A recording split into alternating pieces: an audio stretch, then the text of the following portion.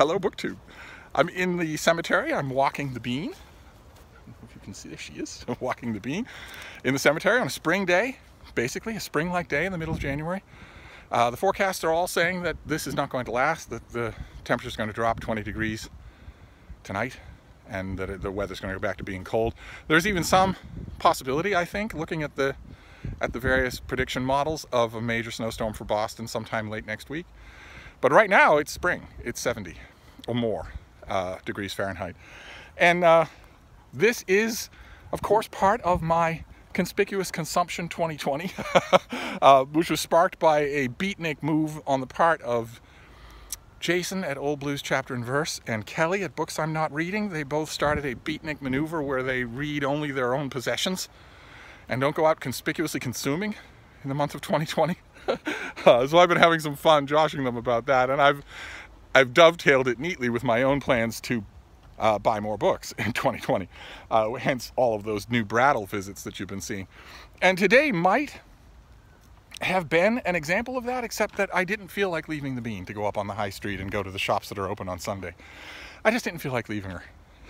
I mean, I leave her sometimes anyway, but on a day like today, beautiful day, when the options were leave her and go buy stuff I don't need, or stick around and take her on long, beautiful, rambling walks, there really wasn't much of a choice there. And yet, for my Conspicuous Consumption Sunday, there was actually a purchase. A package did actually show up at the door on Sunday. And those of you who are familiar with the United States postal system will know immediately what package it had to be, because the postal system doesn't deliver on Sunday. I'm old enough to remember when they did, but they don't anymore in this country. But there is one group that does deliver on Sunday, and that's Amazon. And I ordered something on Amazon, and it came today. Of course, I don't have it with me. I'm not a tech channel, so I'm not going to do an unboxing for you. And it's not a book, in a way. It's an old computer. I went online and found a $60 old 2013 Lenovo ThinkPad. And I watched a bunch of videos about it and learned its specs.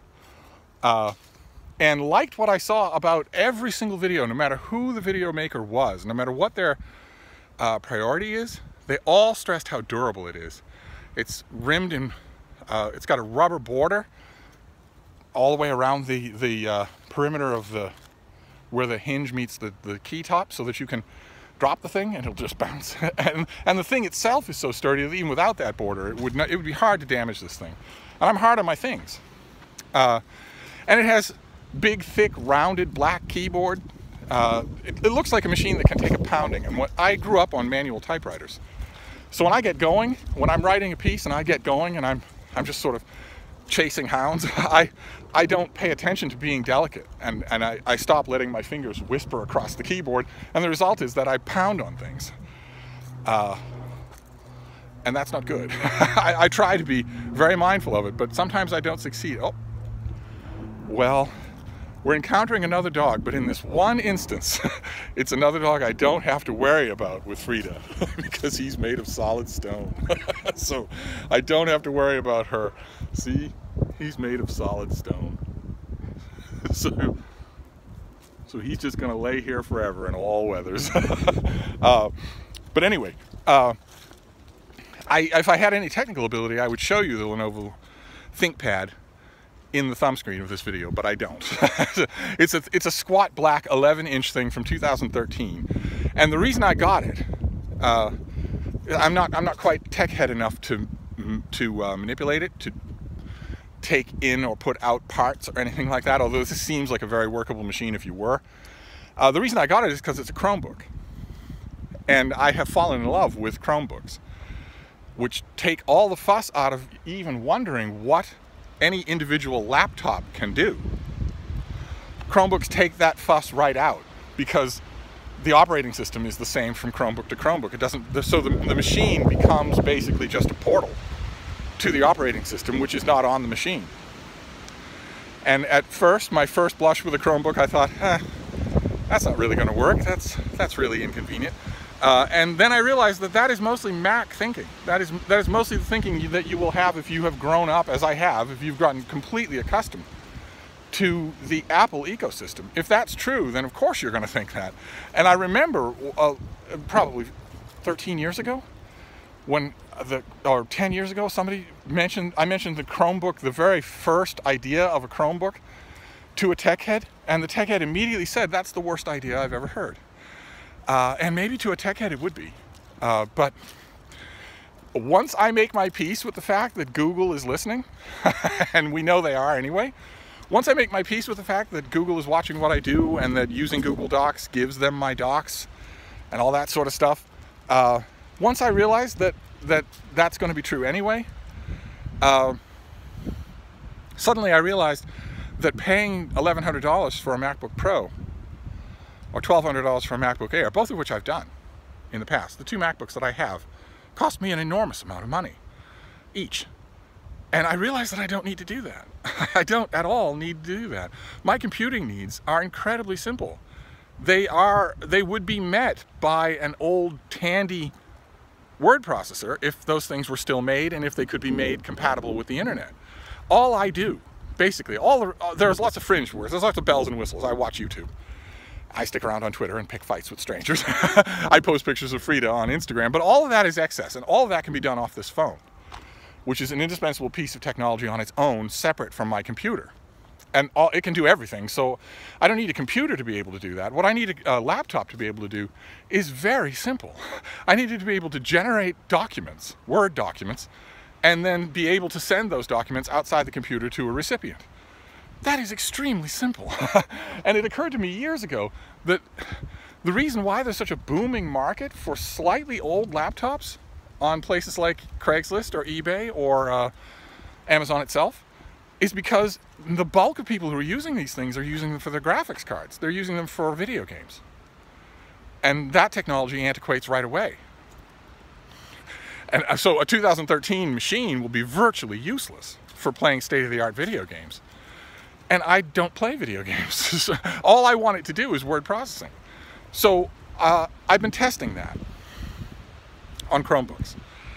I've been testing that contention, the truth of that contention, on Chromebooks by getting a Chromebook, in this case, a 2013 11-inch all-plastic Lenovo ThinkPad Chromebook, and seeing the test that I put these things to is to charge it to full capacity and then sit with it in my normal environment, on the couch with the bean on her ledge looking at the window, with a stack of books next to me and a bunch of work that I have to do. Sit there in that environment, and my yardstick, my question here is, how long do I go using that Chromebook before I encounter a reason or a need to use something else, to use a MacBook? How long do I go before I encounter that need? In other words, start your workday. I start my workday as if there were no such thing as a MacBook. As if I've never had one, or anything like it. Never had a laptop that has its own operating system, top-heavy and built on, duplicating and triplicating everything I do, with tons and tons and tons. You go into applications on a MacBook, I see tons and tons and tons of things that not only have I never used, but that I never am going to use. In other words, unbelievably top-heavy for the kind of unbelievably minimal user I am. So my exercise is go to your workspace with a Chromebook. Before this, I was using my Asus, I have an Asus 15-inch Chromebook. Very nice thing, but big as a boat. And go to that workspace, set everything up, get everything ready, and then start your day. And see how long you go before you actually need anything that the Chromebook can't do. Well, Chromebooks can download documents, which I need them to do. Chromebooks can generate documents because I have Google Docs.